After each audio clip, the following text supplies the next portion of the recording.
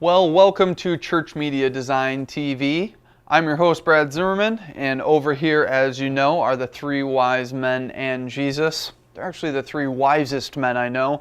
Dwight Schrute, Little Whitey, Colonel Sanders, the King of Chicken, and Jesus Christ, the Son of the Lord Most High.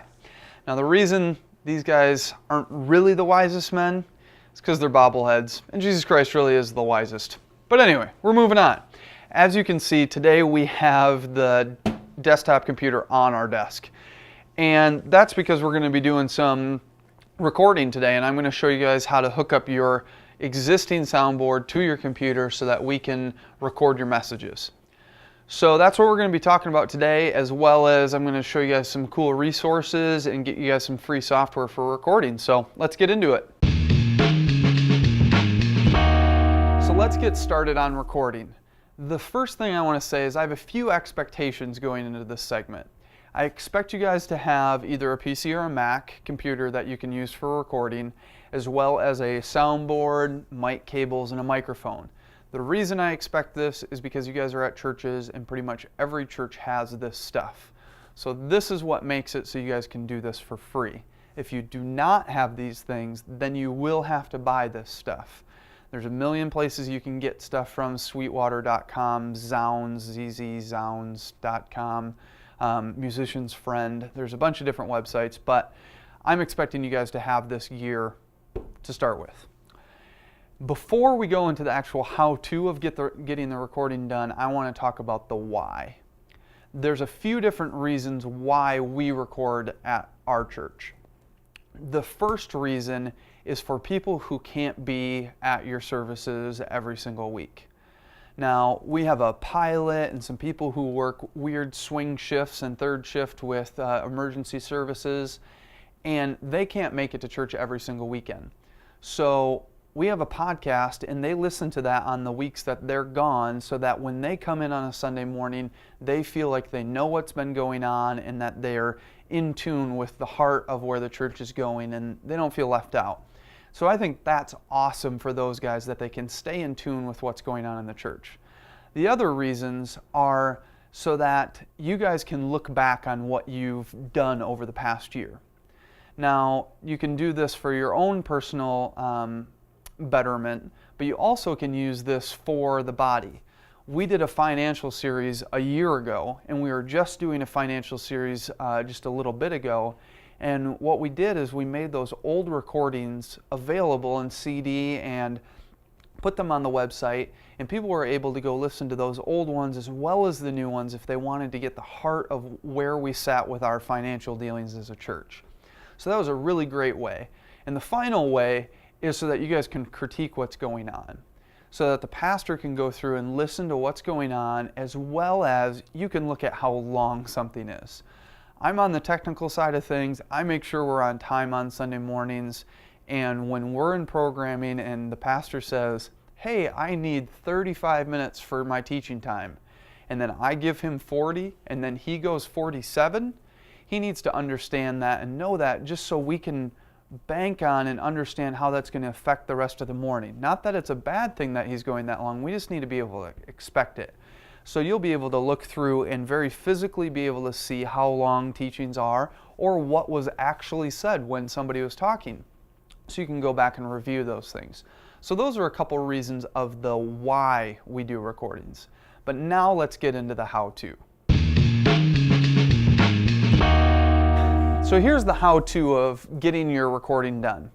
There's some simple stuff to get your board hooked up to your computer. But let's talk about the soundboard first. I have a little practice console that we use for our band practices, and I just want to go over, some of you guys might know this stuff, but some of you might not, so I just want to go over some of what the channels do so that we can understand better how to utilize them. Basically, I like to think of a soundboard that if you can learn one channel, you can learn the whole thing. I'm not going to go into huge in depth, but I'm going to go into it just a little bit. So we have our gain, which is our master volume, and that's basically our master volume. That's what you'll set first. Then you have our high, mid, and lows, and that's our EQ, and sometimes boards have more, sometimes boards have less. Then we have our auxiliaries, our pan for stereo left and right, on-off button, which sometimes is mute, And then we have our fader. Now, the thing I want to go back to is what these auxiliaries do. Now, an auxiliary basically is a second way of sending out a mix from the board. A lot of you guys use them for monitors for your band so that they can hear something different than what's coming out of the front of house. We're going to use that same idea so we can send an individual mix to the computer instead of having to use the main mix that's coming out of the front of house, so we can have a little more control. Now, there's a difference in monitors. There's pre and post. And you say, well, what's it pre or what's it post of? Well, it's pre and post fader, which is our little white guy down here. Now, if it's pre-fader, it means I can change this all I want, and it doesn't matter what this fader is going to do because it's changing it before the fader, and the fader doesn't basically matter. If it's post-fader, it means after I move this fader, the volume of our auxiliary is going to change. So what that means is I turn down the pastor's mic in the front of house mix, it's going to turn down our monitor mix. So we really want to use a pre-fader. You can get away with using a post-fader. We actually use a post-fader at our church, but you just got to take that into consideration when doing your mix and know that when you're dropping levels or kicking up levels, you're actually changing your recording mix. So now that we've talked about that, let's take a look at the back of the board. On the back of the board, you'll see that we have our master outputs, and then there's actually a stereo recording output. And these are RCA cables, which are kind of named after the store, or maybe there's not even a store. I don't know where I'm getting that from. Anyway, RCA, left and right, and you could use those, but that's sending the master mix out. I personally don't like doing that because I don't have as much control as I would like to have. So I'm going to use the auxiliaries that we talked about. And you'll see back here that there's a aux send and an aux return.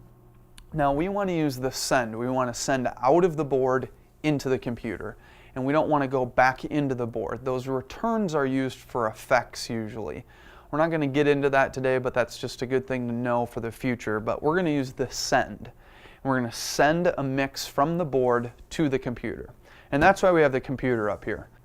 So let's talk about the couple different cables we can use to go from our recording console to our computer. Now, if you wanted to use that RCA output of the master mix, you could use a cable like this, which has RCA on one end, and then it has a 1/4 inch, which is the same as a headphone jack on the other end. We're not going to use that. We're going to opt for using the monitor sends. So this cable has a 1/4 inch adapter on one end, and it has an 1/8 inch adapter on the other, that same headphone jack. A 1/4 inch is just like what guitarists use, and you can get adapters. I got this cable at Radio Shack. It's a pretty easy buy, and they have these in pretty much most stores. So we're going to plug this into our send auxiliary 1, and then we're going to plug this into our mic jack on the back of this computer. Now, the mic jack on this computer is labeled red. On most PCs, it's labeled that way. On other computers, it's not necessarily done that way. That's all it takes to get our recording console plugged into our board. The last thing we need to do is make sure we actually have a microphone hooked up. So we're just going to throw a microphone into one of our jacks here. I'm just going to pick 8 because I think that's what we use for vocals for our band practice. And we're going to just hook up a mic here. Now, most of the time you guys will be using a lapel mic.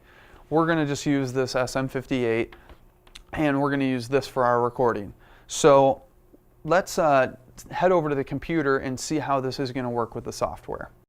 The software suite we're going to be using today is called Audacity. Now, Audacity is an open source program. You can get it for Mac, PC, or Linux. I'm not really into the whole Linux thing, so I use it on a PC. Totally free. Open source is always free, but it's a great program. There's a lot of tutorials on how to use it for podcasting and how to use it for recording. So there's a really good user base of, if you run into problems, there's people out there that can answer your questions. I would highly recommend using it. You also could use programs like Soundboard that comes with that creative suite we talked about last time, or any other like GarageBand if you already have that. But we're going to talk about Audacity today because everyone can use it and it's totally free. So After you've downloaded and installed Audacity, let's head inside of it. Now, when we first head in, you'll notice that there's no tracks. If you're used to recording software, usually there's some tracks. There's none in here. It's going to automatically make you one when you start recording, so that's not a big deal. First thing we're going to do is we're going to check and make sure that our microphone is selected to the right one. Ours is rear mic. Yours probably will just be microphone. It might be rear mic. It's just a different motherboard on here. The next thing we're going to do is we're going to go over here to this left to right where the microphone below it, and we're going to click the little down arrow and we're going to say monitor input. Now this is going to allow us to monitor the input that's going in before we hit record so that we can make sure our levels are right. So now we're going to head over to the soundboard and we're going to go to our channel that our mic's plugged into, and we're going to go to that first aux send and we're going to turn it up a little bit until we see when someone's talking in the microphone. Hello, I'm your pastor. And you'll see that inside of Audacity. And you want this mix to be as close as you can to full, but not be peaking out. Now, peaking out basically is when the waveform or the volume level is maxing out, and then it's going to sound distorted. We don't want that. So we're going to get this level so it's getting as close as we can to full without peaking out. So it looks pretty good right now. So now that we have our recording level set, now we can just hit record and it will start recording. So we're just going to go hit the giant red button, which means record, and you'll see the waveform popping up there as we start recording. And it's hitting that mix and recording it, and as soon as the message or whatever your pastor is talking about is done, you can hit stop. Now that we've hit stop, the track is made, and as you noticed, it'll make that timeline as long as it needs to be. Now, the only other thing we need to do is we can just hit File and Export as Wave, and we can save this as Aud1 for Audacity 1, and we'll just hit Save. The name really doesn't matter, but if you want to save a file you've recorded maybe this Sunday for the next time when we finish this up, you can save a file inside there. If not, we'll do that next time. So a quick recap of what we did is we took our soundboard and we used the aux sends or the monitor sends on the board to hook it into the computer. Now we used a 1/4 inch to an 1/8 inch cable. You can pick that up at Radio Shack, and we plugged that into the microphone input on the back of your computer or on laptops. It's usually on the front. And that was the way that we hooked it in the computer. And then we used Audacity to start recording, which is an open source free program on all platforms. So that's just a quick recap. Next time we're going to be talking about how to put this online in a podcast form or how to burn it out as a CD. So tune in next time as we finish up our podcasting. Well, I've got some great resources again for you guys this week, and the first one you can find at Mozilla.com. Over there you can find Firefox, which is a web browser, and the reason I would say to download this web browser versus using the ones that come pre-installed in your operating system like Internet Explorer or Safari is, first off, Firefox is open source. It'll work in any operating system. It's totally free. It's run by a community, so there's a lot of people trying to make it better. But it also has great add-ons, so you can do a lot of different things with it, and we're going to cover some of those in the future and one of them today. So the first one we're going to talk about today is Zamzar.com. And Zamzar.com is a video conversion site, and it can convert videos from any of your favorite video sharing sites like YouTube or Metacafe into video files you can use in your presentation software like MediaShout or Easy Worship or ProPresenter. The one cool thing they have is if you go to Tools, you'll see this web browser button. All you need to do is drag that Convert It button into your bookmark toolbar.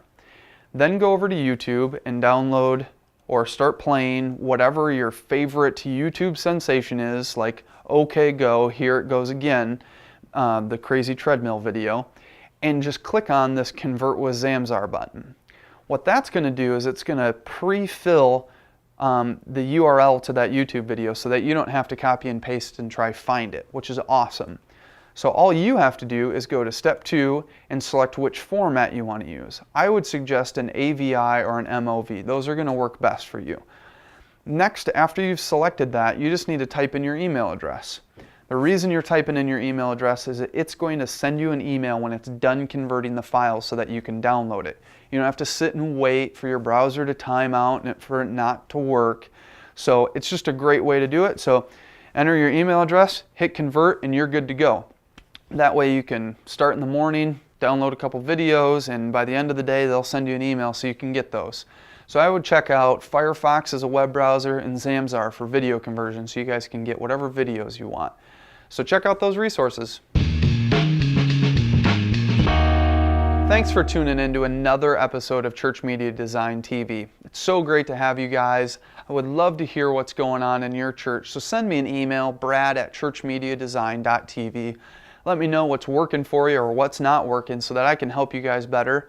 We're going to finish up our podcasting episode next time, but in the meantime, leave me comments on the website. Go to ChurchMediaDesign.tv and subscribe to the podcast. And in the end, this show is all about helping you guys utilize media better in your church. So I'm Brad Zimmerman. That's the three wise men in Jesus, and we're saying see you later.